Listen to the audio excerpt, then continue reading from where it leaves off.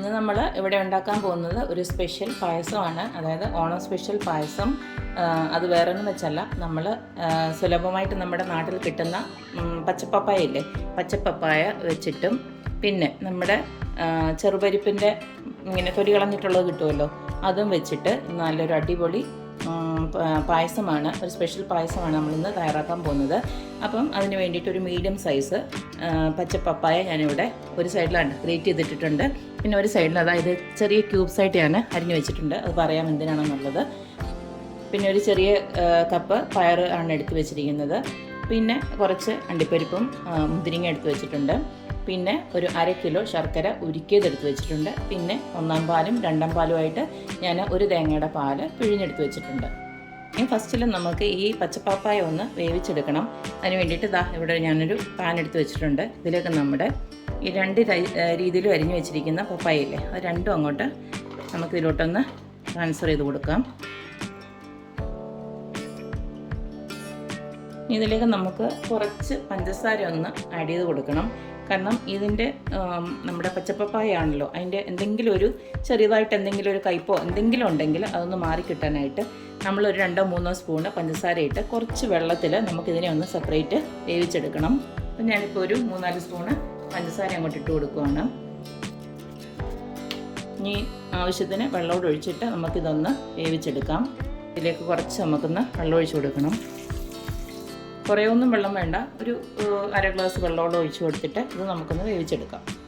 അപ്പം നമ്മുടെ പച്ചപ്പപ്പായ ഞാൻ സ്റ്റൗ ഒന്ന് കത്തിച്ചിട്ട് ഇതിലോട്ട് ഒന്ന് വെച്ച് കൊടുത്തിട്ടുണ്ട്. ഇതിനെ അടച്ച് വെച്ചിട്ട് ആ ഒരു വെള്ളം പറ്റുന്നിടം വരെ നമുക്കതൊന്ന് വേവിച്ചെടുക്കാം. ഞാനിത് നമുക്ക് ചെയ്യേണ്ടത് നമ്മുടെ ചെറുപയർ പരിപ്പുണ്ടല്ലോ, ആ ഒരു ചെറുപയർ പരിപ്പ് ഞാൻ ആദ്യം തന്നെ ഇതൊന്ന് നന്നായിട്ടൊന്ന് വറുത്താണ് വെച്ചിരിക്കുന്നത്. അതൊന്ന് പ്രത്യേകം ശ്രദ്ധിക്കണം. ഒന്ന് വറുത്തെടുക്കുമ്പോൾ അതിൻ്റെ ആയിട്ടുള്ളൊരു ടേസ്റ്റ് വ്യത്യാസം വരും. അപ്പം പച്ചയ്ക്ക് അങ്ങനെ എടുക്കാതെ ജസ്റ്റ് ഒന്ന് ഒരു 5-10 മിനിറ്റ് ഒന്ന് നന്നായിട്ടൊന്ന് ആ ഒരു മണം വരുന്നത്, നമുക്കൊരു മണം വരും. ആ ഒരു പയർ നന്നായിട്ട് ആ ഒരു മൊരിയുന്നതിൻ്റെ ഒരു മണം വരും. ആ ഒരു മണം വരെ ഒന്ന് ജസ്റ്റ് ഒന്ന് നമുക്കിതൊന്ന് ഒന്ന് ചൂടാക്കി എടുത്തിട്ട് നമുക്കിത് നല്ലതായിട്ട് കഴുകിയിട്ട് ഇതിനെ നന്നായിട്ടൊന്ന് വേവിച്ചെടുക്കണം. അപ്പോൾ അത് പ്രഷർ കുക്കറിലിട്ടോ വല്ല നമുക്കതൊന്ന് ജസ്റ്റ് ഒന്ന് വേവിച്ചെടുക്കുക. 2-3 വിസിലാകുമ്പോൾ തന്നെ ഇതൊന്ന് വെന്ത് കിട്ടും. അപ്പോൾ ഞാൻ അതുകൂടെ ചെയ്തെടുക്കുന്നുണ്ട്. അപ്പോൾ ഞാൻ ആ പയറൊക്കെ നന്നായിട്ടൊന്ന് കഴുകിയിട്ട് ഇതുപോലത്തെ ഒരു പ്രഷർ കുക്കറിലോട്ട് എടുത്ത് വെച്ചിട്ടുണ്ട്. ഇത് നേരത്തെ വെള്ളമുണ്ട്, നേരത്തെക്കാട്ടി കുറച്ചുകൂടെ ഉണ്ട് വെള്ളം. ഇതൊന്ന് അടച്ച് വെച്ചിട്ട് ഒരു 3-4 പ്രഷർ വരെ നമുക്കൊന്ന് വേവിച്ചെടുക്കണം. ഇപ്പോൾ നമ്മുടെ പായസം ഉണ്ടാക്കാൻ പോവുകയാണ്. അതിന് വേണ്ടിയിട്ട് ഞാനിപ്പോൾ ഒരു പാന് അടപ്പിലോട്ട് വെച്ചിട്ടുണ്ട്. ഈ സമയം കൊണ്ട് തന്നെ ഞാൻ നമ്മുടെ പയറും ഞാൻ വേവിച്ചെടുത്തിട്ടുണ്ട്. അതുപോലെ തന്നെ ഞാൻ നമ്മുടെ പപ്പായയും വേവിച്ചെടുത്തിട്ടുണ്ട്. ഇനി നമുക്ക് ഈ പാനിലോട്ട് കുറച്ച് നെയ്യൊന്ന് ആഡ് ചെയ്ത് കൊടുക്കണം.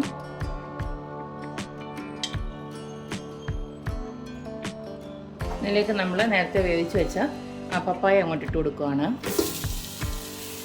നമ്മൾ കുറച്ച് പഞ്ചസാരയൊക്കെ ഇട്ട് വേവിച്ചുകൊണ്ട് തന്നെ ഒരു കയ്പുമില്ല, നല്ല ടേസ്റ്റാണ് ഈ പപ്പായ ഇങ്ങനെ തന്നെ കഴിക്കാനായിട്ട്. അപ്പം ഇത് ജസ്റ്റ് ഒന്ന് നമ്മുടെ നെയ്യിലൊന്ന് വരട്ടിയെടുക്കണം. അപ്പം നമ്മുടെ പപ്പായ നല്ലതായിട്ടൊന്ന് ചൂടായി വന്നിട്ടുണ്ട്. നമ്മുടെ നെയ്ക്കകത്തിട്ട് നല്ലതായിട്ടൊന്ന് വരണ്ട് വന്നിട്ടുണ്ട്. ഈ സമയം നമ്മുടെ ആ പരിപ്പ് വേവിച്ചുണ്ടല്ലോ, നമ്മുടെ പയറിൻ്റെ അതങ്ങോട്ട് ഇട്ട് കൊടുക്കാം. നല്ലതായിട്ട് വെന്തിട്ടുണ്ട്. നല്ല വേവിച്ച് തന്നെ എടുക്കണം, എങ്കിലേ ഒരു ടേസ്റ്റ് ഉണ്ടാവുള്ളൂ.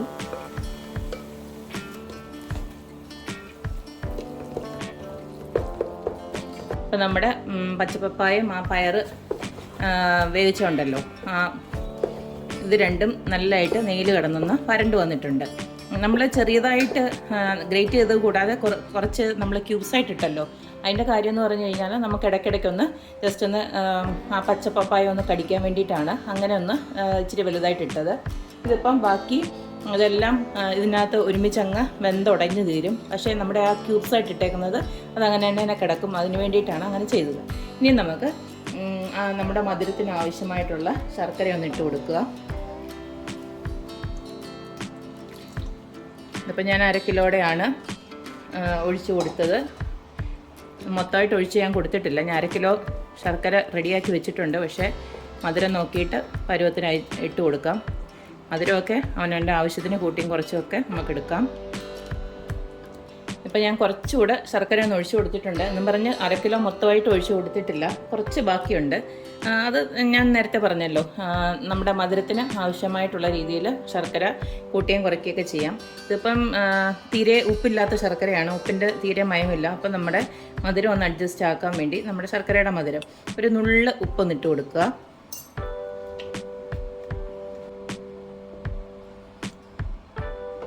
ഇനി ഒന്ന് കുറച്ചൊന്ന് വറ്റി വരട്ടെ. അപ്പോൾ പിന്നെ നമ്മുടെ തേങ്ങയുടെ 2ാം പാലൊക്കെ ഒഴിച്ച് നമുക്കൊന്ന് റെഡിയാക്കി എടുക്കാം. ഇതിപ്പോൾ ഒന്ന് തിളച്ച് നല്ലതായിട്ടൊന്ന് പറ്റി വന്നിട്ടുണ്ട്. നമുക്കിനി നമ്മുടെ തേങ്ങയുടെ 2ാം പാൽ എടുത്ത് വെച്ചിരുന്നത് ഒന്ന് ഒഴിച്ചു കൊടുക്കാം.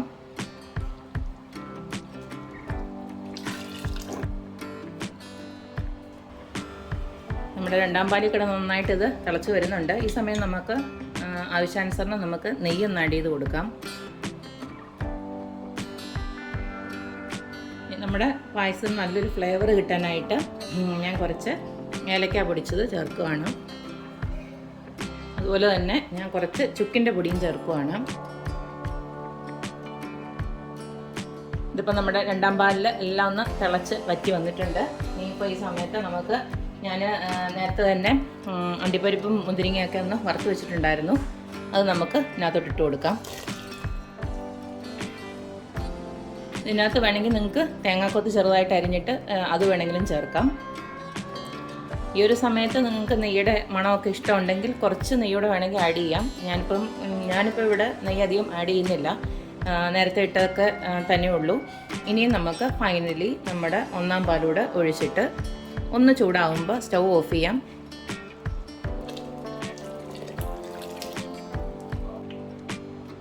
ഇതിനും ജസ്റ്റ് ഒന്ന് ചൂടായി കഴിഞ്ഞാൽ മതി, ഒത്തിരി തിളപ്പിക്കണ്ട. കണ്ടല്ലോ, ഇതിപ്പം ഇത്തിരി നീട്ടമുള്ള പോലെ തോന്നും, പക്ഷേ ഇത് നമ്മുടെ ആ പയറും ഒക്കെ ഇട്ട് വേവിച്ചതൊക്കെ അങ്ങോട്ട് ഇട്ടേക്കുന്നുണ്ട്. ഇത് നന്നായിട്ട് ഇത്തിരി കഴിയുന്നുണ്ടേ ഇത് കുറുകി തന്നെ വരും. അപ്പം ഈ ഒരു നീട്ടം കണ്ട് ആരും പേടിക്കൊന്നും വേണ്ട. ഇത് ഇത്തിരി കഴിയുന്നുണ്ടേ, ഒന്ന് തണുത്ത് കഴിയുന്നുണ്ടേ ഇത് നന്നായിട്ട് കുറുകി വരും. അപ്പം ഈ ഒരു പരുവത്തിൽ വേണം ഉണ്ടാക്കിയെടുക്കാൻ. കാരണം നമ്മൾ ഇത്തിരി നാറിക്കഴിഞ്ഞ് ഇത് കുടിക്കാൻ എടുക്കുന്ന സമയമാകുമ്പോഴത്തേനും കറക്റ്റ് ഒരു കൺസിസ്റ്റൻസിയിലായിരിക്കും നമ്മുടെ പായസം ഉണ്ടാവുന്നത്. മാത്രമല്ല നമ്മളെല്ലാം സെപ്പറേറ്റ് വേവിച്ചുകൊണ്ട് ഇതിനകത്തിനിയും വലിയ വേവൊന്നുമില്ല, എല്ലാം നമ്മൾ രണ്ടും സെപ്പറേറ്റ് വേവിച്ചിട്ട് തന്നെയാണ് ഇട്ടത്. അപ്പം ഇത്രയേ ഉള്ളൂ നമ്മുടെ അടിപൊളി പപ്പായയും പയറും ചേർന്നിട്ടുള്ള അടിപൊളി പായസം ഇവിടെ റെഡിയായിട്ടുണ്ട്. പപ്പായ തന്നെ ആയെങ്കിലും പയർ പായസം തന്നെ ആണെങ്കിലും എല്ലാവരും വെച്ചിട്ടുണ്ടാവും. പക്ഷേ ഈ ഒരു കോമ്പിനേഷനിൽ ട്രൈ ചെയ്ത് നോക്കിയിട്ടില്ലാത്തവർ ഈ ഒരു കോമ്പിനേഷനിൽ ഒന്ന് ട്രൈ ചെയ്ത് നോക്കണം. നല്ല ടേസ്റ്റാണ്. പ്രത്യേകിച്ച് നമ്മുടെ പപ്പായ ചേർത്തുകൊണ്ട് വേറെ പ്രത്യേകിച്ച് അങ്ങനെ ടേസ്റ്റിൻ്റെ രുചികേടൊന്നുമില്ല, നല്ല ടേസ്റ്റ് തന്നെയാണ്. മാത്രമല്ല പപ്പായൊക്കെ നമുക്ക് എപ്പോഴും അവൈലബിളും നല്ല ഹെൽത്തി ആയിട്ടുള്ള സാധനം തന്നെയാണ്. അപ്പോൾ ഈ ഒരു രീതിയിലൊക്കെ പപ്പായ വെച്ച് കൊടുത്താൽ കുട്ടികൾക്കൊക്കെ ആണെങ്കിലും കഴിക്കുന്നത് നല്ലതാണ്. അപ്പോൾ ഈ ഒരു രീതിയിൽ ഈ പ്രാവശ്യം ഓണത്തിനല്ലെങ്കിലും അല്ലാതെ ഇരിക്കുന്ന ടൈമിലൊക്കെ ഒന്ന് വേഗം പായസം കുടിക്കണമെന്ന് തോന്നുമ്പോൾ ഈ ഒരു രീതിയിൽ നിങ്ങൾ ഇതെല്ലാം ഒന്ന് ട്രൈ ചെയ്ത് നോക്കണം. അപ്പോൾ എപ്പോഴും പറയുന്ന പോലെ തന്നെ എൻ്റെ റെസിപ്പീസ് ഇഷ്ടമുള്ള എല്ലാവരും please like, share and subscribe. അപ്പോൾ ഇനിയൊരു അടിപൊളി വീഡിയോ ആയിട്ട് വരുന്നവരേക്കും ബായ്.